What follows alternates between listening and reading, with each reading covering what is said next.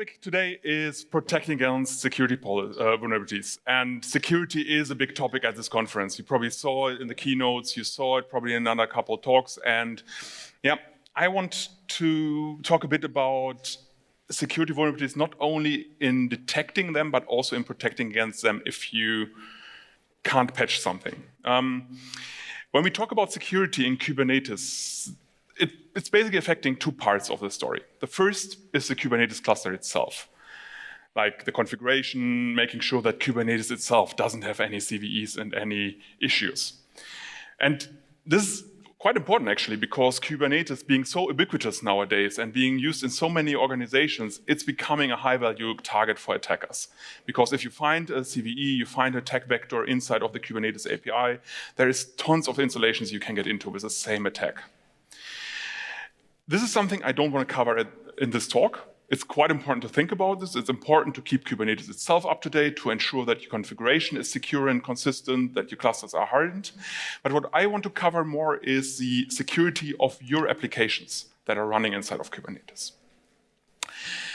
And with application security, there are usually two things to consider. The first is securing the supply chain, making sure when you're building your software, when you're deploying your software, that there are no known issues there. And the second, and probably even more important part, is securing the runtime. So what happens when your applications are actually live, and then a CVE is detected while your application is running? How can you protect against that? How can you protect against 0 days? How can you protect against CVEs that you know that are there, but that you can't update because some third-party dependencies doesn't work with the patched version yet, and you have to run something that you know is vulnerable in production for a few weeks? How can you still make sure that an attacker can't really do something with that? I'm going to use one tool as an example to tell you the story and tell you what you can do, because of two reasons. The tool is called NewVector. The first, most important reason is because I know it best. That's probably not good for you. The second important reason is because it's completely open source. And we are also currently in the process of actually sponsoring and contributing the project to the CNCF. There are other tools out there, and you also have some vendors here that provide tools like this, like Aqua, for one example. For me, for the session, it's not so important to convince you to use one tool. For me, it's more important to tell you a bit what to look out for and what is important for you to make considerations to make your application secure in your environment. So going back to the two layers of security, let's start with the supply chain part. A typical supply chain looks like this. The developer writes some code, and when they are happy with the code they wrote, they are probably going to commit it to some kind of version control system, usually Git, and then usually some CI/CD pipeline in whatever tool starts running. Probably not Jenkins anymore, but something more modern. And then you are executing some tests, building a container image, and probably at some point pushing the image in a registry. And that's the first thing where a container security solution can hook in, like NewVector. You can hook into your CI/CD pipeline, scan the image that you have just built, and if there are any compliance issues or security vulnerabilities detected, you can inform the developer or even just fail the build and tell the developer, hey, if you want to get the image built, if you want to deploy this, please fix your dependencies first, fix your code. Once the build passes, the next step is then that the image is pushed into any kind of container registry, either in the cloud or on-premise, either your private one or something like on GitHub or GitLab or so on. And there also, NewVector or other container security solutions can hook in and also scan the images in the registry after they have been built continuously. Because it could be that after a day or a week, a CVE is discovered, the image is already in the registry, and you want to know about that. At some point, the developer may say, okay, now I actually want to deploy this container image that I just built or built like last week into a Kubernetes cluster. Then what you can then do is look at the admission control system that Kubernetes has. You can write admission control hooks that, for example, can interact with the container security system and say, hey, if the container image that you're currently trying to deploy in a deployment or a stateful set or a cron job or whatever, if that has known CVEs, maybe forbid actually the creation of this deployment. Or make it more complex, like if the container images has known CVEs that are older than 7 days and have a high severity and already have a patch, then block the deployment. Otherwise, maybe it's fine because the developer didn't even have a chance to patch it yet if there is no patch available, or if it's just like 2 days old. And then you don't want to block a deployment for that. So you can make up your own rule set. And the last step then, at some point your application is running. And while it is running, of course, there are also potential compliance issues or CVEs, vulnerabilities being discovered. So when it is running, you also want to continuously scan your software and your images to know about issues you have in production. So in all these steps, you actually want to include a container security solution. And maybe I should have even added icon there for the developer, because of course also developer may want to scan the container images before they're even pushing the code from their command line, from their tooling, from their desktop applications, from their IDEs, whatever. So image scanning is really, really important. You should do this. And it's also not a huge task to set it up. There are tons of tools out there, open source ones, commercial ones, but it's not enough. Because just knowing that something is vulnerable is good and it's important, but you also want to protect against these vulnerabilities. And if you just get an alert saying, hey, something is in production right now, and there is a CVE, it could be that already attackers are exploiting it. So you need something else than just image scanning. It's a good start. I always like to say it's like the bread and butter of container security. You have to do this, but it's not really exciting. The exciting stuff, and the equally important stuff, is what actually happens at the runtime and how can you defend against vulnerabilities and problems and issues that are there. And then we come to runtime security. And runtime security can be two things, either things you know about or things you don't know about. If you know about them, like you know about CVEs that you have been scanned, you know that there are vulnerabilities there. You can also, of course, protect against the known. You can configure your web application firewall or data loss prevention that scans all the traffic that comes in. And if you discover like a payload, like a log4shell payload, you can just block the requests. There are tons of known network attacks like SQL injections, DNS attacks, TCP buffer overflows, whatever. You can protect against these attacks.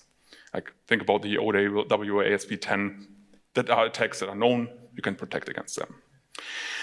But there are also things that you don't know yet, and you also have to think about this. With zero trust controls, you can then say, in addition to blocking things that I know that are problematic, you can also say, I'm limiting the applications that are running in my system, and I'm limiting what they can do. So in terms of containers, that means I could limit the network connections a container can make.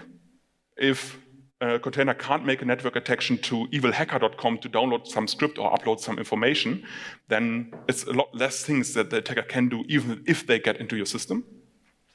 You can block process executions. If in a container the attacker can't execute bash or sh or curl, it's a lot less that they can do to exploit actually things, even if they get a shell inside of the container. And also you can block file access. So for example, forbid to access things like etc passwd, also things really people should not access inside of a container. And of course you can build up all these tools and rules manually. You can build up firewall rules. This is like nothing new. What may be new in NewVector is that you can also automate the whole process. And how does NewVector or similar solutions do that? What NewVector is doing, it's actually looking at your complete cluster at the network stack. And that means it sees all the network connections within your cluster, so the classical east-west traffic, everything that happens inside of your cluster between your pods or between the containers in your pods.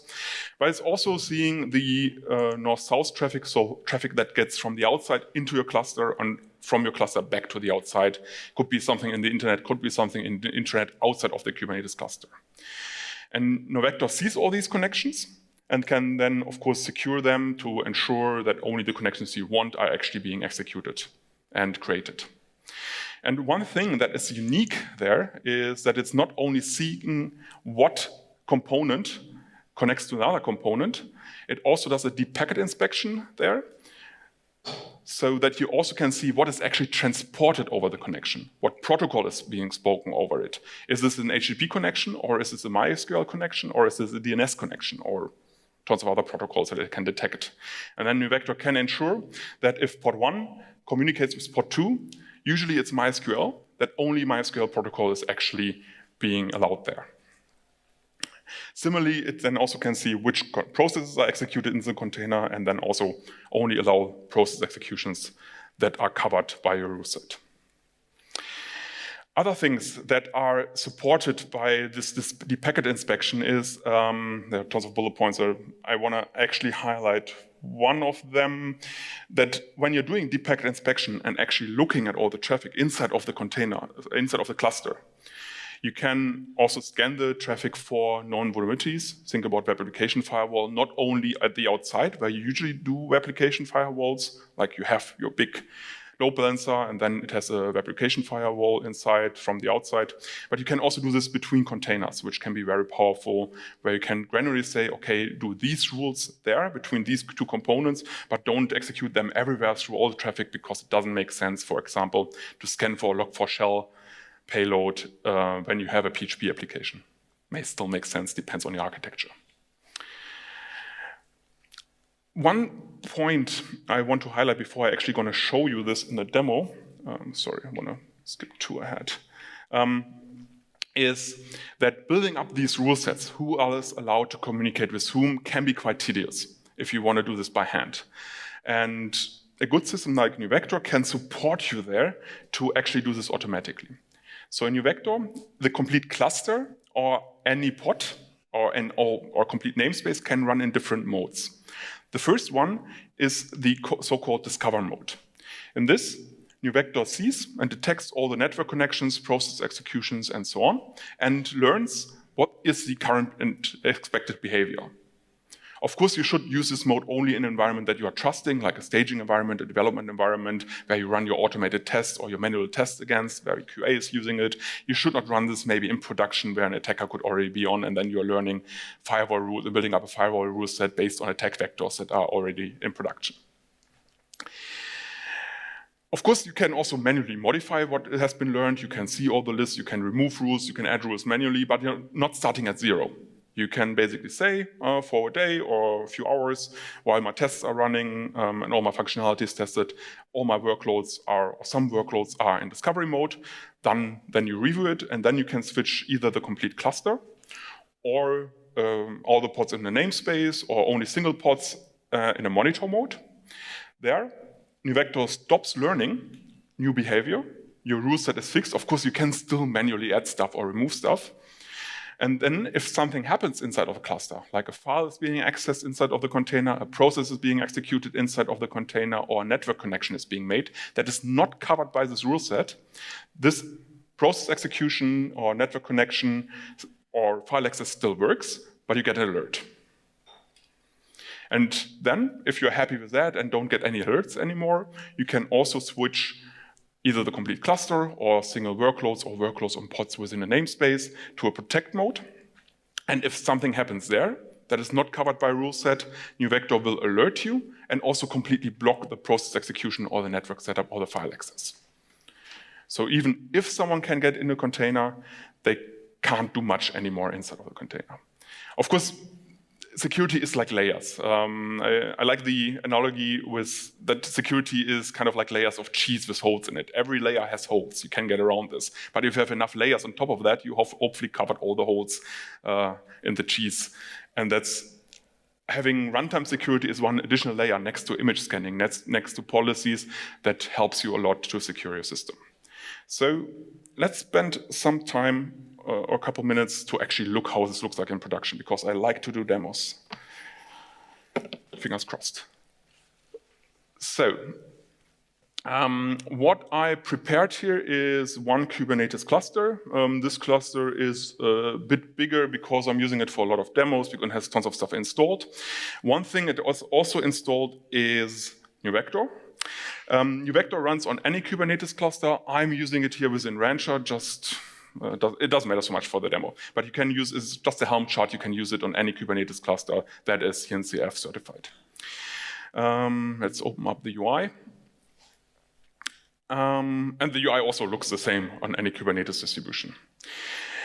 When I install NewVector as a Helm chart, the default behavior is that it doesn't block anything. It already starts scanning stuff. It already starts giving you information who connects to whom. It starts learning the behavior, but it's not blocking anything. So it's very safe to install because you can test it out and you're not destroying anything. The first thing that can be interesting is actually looking at the scan results. And these are here on the left side under assets. And NewVector can tell you about security problems and CVEs of your Kubernetes distribution itself.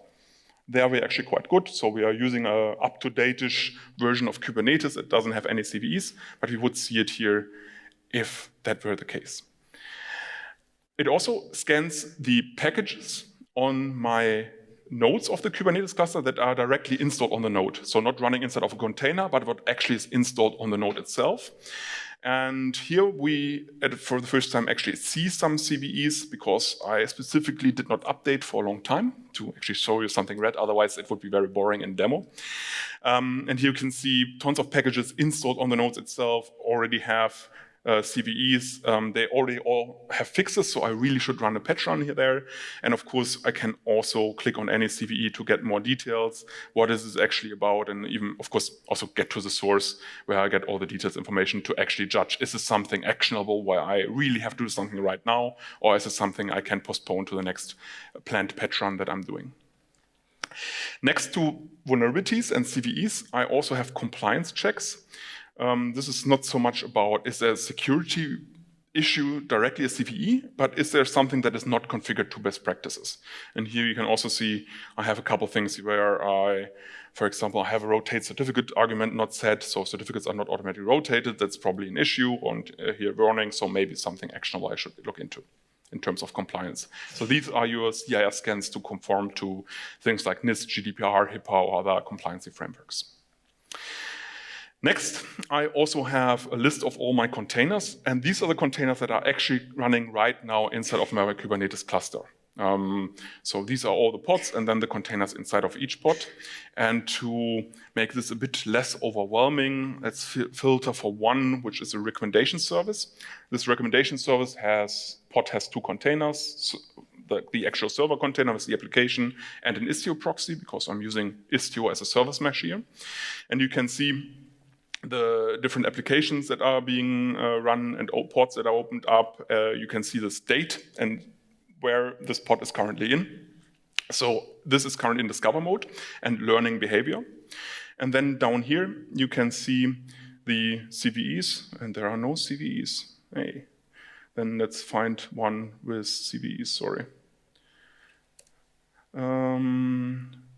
Does this one have CVEs? Yeah, this one has CVEs. So here are CVEs inside, and same thing. I can click on the details to get the details in here, and I also have a list of compliance violations that, for example, tell me that it found some secret stored in the container image, and I really should look into this. If it's not a false positive, of course, and I should maybe accept it. And last thing, of course, I can also add my registries in here to have, these are then container registries, and then also frequently, like every day when there's new CVE database update coming, I can also scan all my images. Then, for example, do I have something here? Yeah, look at the image. I can see all the CVEs here, and yeah, also get, of course, not only see them in a list, but also I can get alerts from them. So if I go here to risk reports, every time there's a CVE violation or a compliance violation discovered, I get an alert, and I also then can send this to Slack or other notification systems. If I want to, I also have the possibility to display all this data a bit differently in a report format. So here I can see not a list of all my container images and all my nodes, but I see a list of all the CVEs in my system. And then for each CVE, I can see what is affected, which images are affected, which nodes are affected, which containers are affected. And of course, I can then also say, hey, currently it's generating, I want to export this as a PDF to send this to some auditor or security department that don't even want to log into these web UIs anymore. Same for compliance, that I have all the compliance violations also assembled here. If my Wi-Fi is holding up. Yay. And I also can export them then. So this is image scanning. It's all nice, and oh no.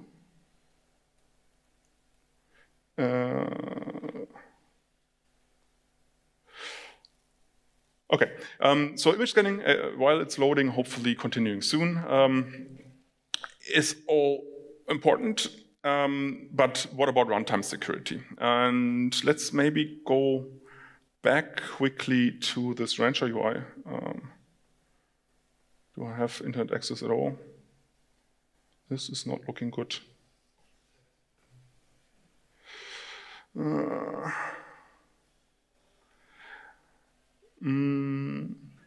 Normally, I would say, well, this is trying to connect. Let's. Are there questions already? No, it's connecting again. Okay, let's hope for the best. It was working so nicely for the first half. Okay, what you're going to see, hopefully in a few seconds, is that I'm going to show you that there is a small microservice web shop that consists of multiple services. For example, recommendation service. There's also a front-end service. They're all connecting and communicating with each other. And I really would like to show you. Oh, come on. I have 5G here. Okay, this looks slightly better. No. Okay, I think I'm back. Okay, this looks good. Perfect. So here are a couple pods. They're all communicating with each other.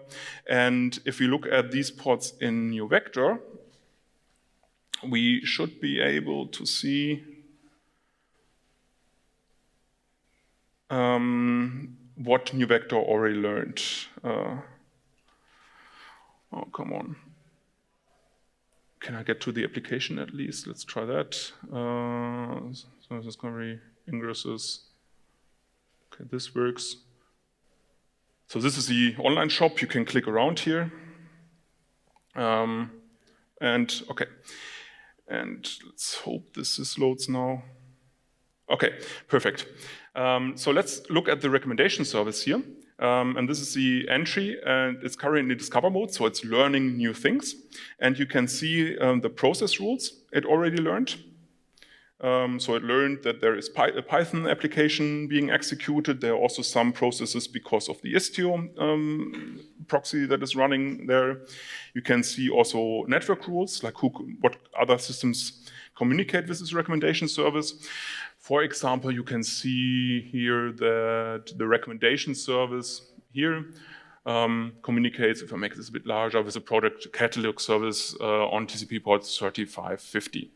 This has all been learned automatically. Of course, I could change also that, so I can switch the mode here. Let's maybe switch this on quickly. And what I want to show you now is that it can learn new things. So if you look here in the process list, there is no Wget inside. And if I go back to my pods and also filter here for the recommendation service, I'm just going to execute a shell inside here. This is doing kubectl exec in the end and opening a bash. And now I have a shell inside of the container and just can do a quick HTTP request to google.com. I'm using Wget because the container image doesn't have curl inside. And if we refresh this here, we can see now, okay, it actually learned here Wget. And it also learned a network connection. Oops, this is maybe, I have to refresh again. A network connection from the recommendation service to an external system, in this case, google.com. So this has just been learned.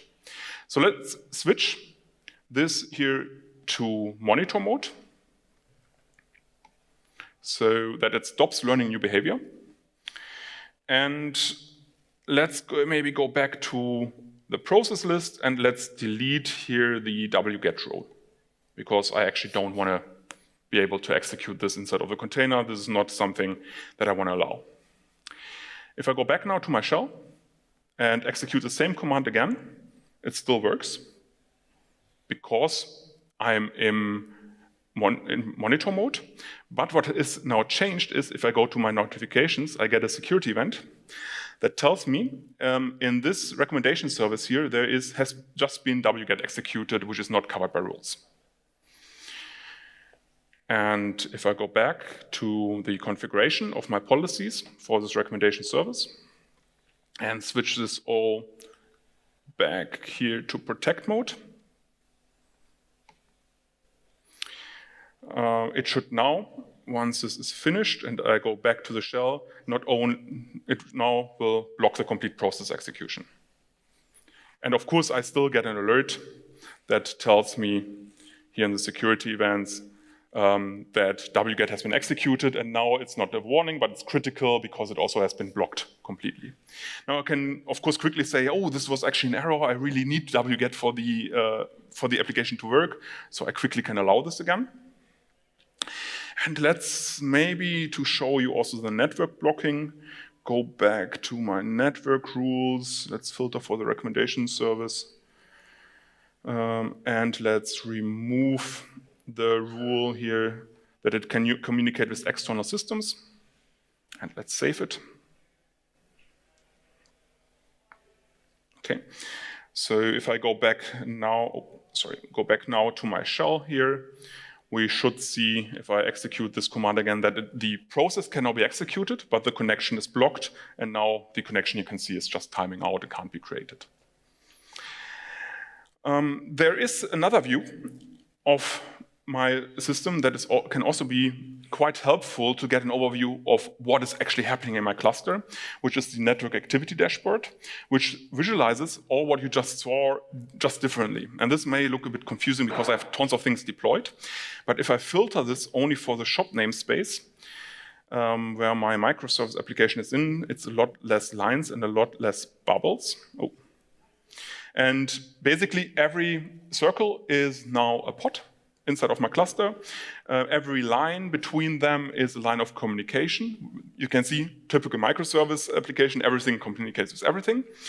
And you can also see here a red line, and this is actually the line of communication that has just been blocked, the request to google.com. And of course, I can also have a look at this and see the actual details what pod IP address communicated with which external IP address and when it was executed. I can also see this bubble here is green. This is because it's running in protect mode. So I have a quick visual overview of what is actually running in protect mode and what isn't. And you also can see with these red bubbles here, everything has known CVEs. So I should actually do something about this. Of course, from here, I can also change the mode. If I wanted to, I can quickly quarantine a pod as well to directly get it offline if I wanted to. And a nice other feature I really like is, it's a bit of like a side feature because we're doing the packet inspection. I can start a packet capture here directly from the UI. I can start recording. Recording now traffic that is coming in. And if I have enough recorded, let's just stop this and let's generate a download link. And what I'm getting now, did I click? I want to have a download link. Yeah, what I'm getting now is a PCAP file that I just can open in any kind of tool that supports PCAP, like Wireshark, where I now get the complete network traffic during that time in a nice overview, and I can see here the health checks coming in and probably other HTTP requests, and I can look at the details, look at the header, look at the bodies, and have everything in there. Of course, you can do this with TCP dump, but then you have to figure out, okay, on which node is this pod currently actually running? Then you have to SSH into the node. You have to find out how to actually do this. You have to find your key. Probably you need jump host or something for that. Then you have to find out how TCP dump actually works. And then I'm already lost and have to Google things because I can't remember TCP dump flags. And this is like a lot faster. Yeah, so much for what like a quick overview of what you can with NewVector. We didn't look at some things at all, like admission control, that you can forbid container images with CVEs to be even deployed, or a way to replace the now deprecated pod security policies that is in there. We didn't look at web application firewall rules, where you can block also traffic based on a rule set, on patterns. Before even coming into the container, we didn't look a lot at all the notifications and what you can do. There's a lot more to discover. If you're interested in that, we can cover maybe some things with questions, or we also have a booth there, and I'm going to be there most of the day today and tomorrow, so just come there in the breaks, and we can talk about more details. And as a last thing, also to give you some resources, if you're interested in trying this out, this is all open source, so the docs are open source. Go to open-docs.newvector.com and start testing it out. Thank you very much. Thank you so much for this talk. We have a lot of questions, so if you can. Okay. How does the packet inspection protect against encryption at the application level? That's a very good question. If the traffic is encrypted to the point inside of the target container, NewVector can't encrypt it. So NewVector is not breaking TLS, and that's a conscious decision. Because of course, you could give NewVector kind of like private keys and maybe then decrypt the traffic and encrypt it again. NewVector is at least currently not doing that. But oftentimes, what I'm actually seeing is that you are not offloading TLS directly inside of the application container, but maybe before that. If you offload this at the Ingress controller, NewVector will see that there is an encrypted traffic from externally to the Ingress controller, and then HTTP traffic from the Ingress controller to your application, and then it can then scan the image, the traffic between the Ingress controller and the application. And it also can ensure that from the Ingress controller to externally, you're speaking TLS because it detects the protocol. Similarly, if you're using a service mesh and using mutual TLS, the traffic inside of the pod between your application container and the Istio proxy is usually unencrypted, and only when it leaves the pod, it's encrypted. So at this point, also NewVector can scan this inside of the pod and see the traffic there. But if you are having an end-to-end encryption down to your application container, then NewVector only can see who connects to whom. Does the packet inspection also work in NewVector's open source variant? Yes, there are no technical differences between open source or commercial. It's the same container images, the same binaries. There are no feature differences. What is used in the background for network firewall rules? Playing Kubernetes network policies or other tools like Calico. It's not using Kubernetes network policies. It's not using things like Calico, which uses IP tables. It's not using eBPF. It's actually directly blocking it on the Linux network stack level. And unfortunately, my network knowledge is not good enough to tell you more details about that. But if you want to know more details, I can also hook you up to colleagues of mine that implemented that. How do you handle false? Oh, I missed one. How does NewVector fit into a GitOps workflow with this declarative nature of configurations?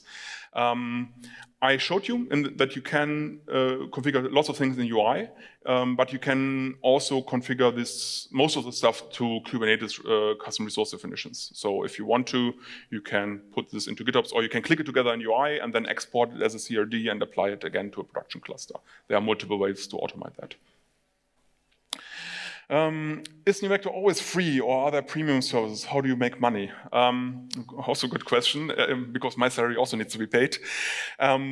We are making money through services and support. This is a business model of SUSE and has been for a long time. Everything we do is open source. Rancher is completely open source as well. NewVector was proprietary and commercial, and we open sourced it once we acquired it. And we make money by larger organizations giving us money to support them in running containers, running Kubernetes, running NewVector. If you're interested in that, let's also have the discussion. Can I learn network behavior be exported as native KDS network policies? No, that's unfortunately not a feature inside of NewVector. You can only export this as NewVector CRDs. But I guess you could write a small script that translates this because it's quite similar-ish. Yeah, how do you stop malicious connections? I think we covered that already. If a company has, where are we now? Is NewVector resource intensive? It needs resources, definitely. So it needs a bit of CPU memory to cover all the rule sets. It needs, like NewVector runs a couple of controller pods that basically is like the brain of NewVector that does all the decisions, and then there is an enforcer pod running as a daemon set on every node to actually does the blocking on every node. On every node, it's probably not so bad. It's a couple of 100 megabytes or so. Usually in a bigger cluster, it doesn't matter too much. If you're running a small edge cluster that runs on one Raspberry Pi, NewVector will be probably, at least at the moment, a bit too resource intensive. The second thing is, of course, what happens with network connections. Does it add any delay there? Which is probably the more, in my mind, at least the more important thing, because it is in the line of network, and does it add any delays? In Discover and Monitor mode, it's 0%, so it doesn't add anything. It's a tap on the network, and it doesn't make your network connection slower.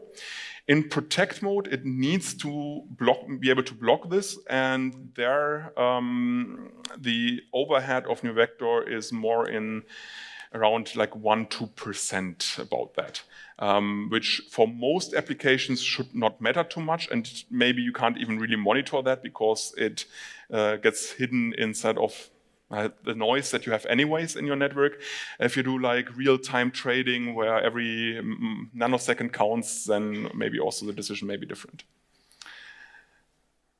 Can NewVector generate bill of materials for an image?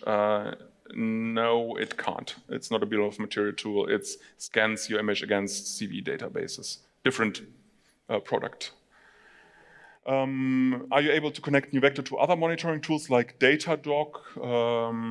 I'm not sure, 100% sure about Datadog. There's definitely a Prometheus exporter there, so you can connect it. And also you can connect all the alerts, of course, via syslog, probably then also the Datadog or Elasticsearch, so that you can get the, or through webhooks to Slack also, so that you can also get the information out.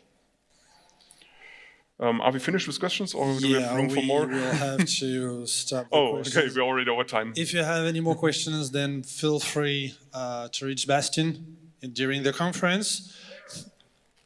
We have a booth, Rancher SUSE booth, next to the lunch area and next to the toilets. Which is the perfect time, I guess. We're all getting to lunch. Thank you so much for coming to this session. A big round of applause for Bastian, please.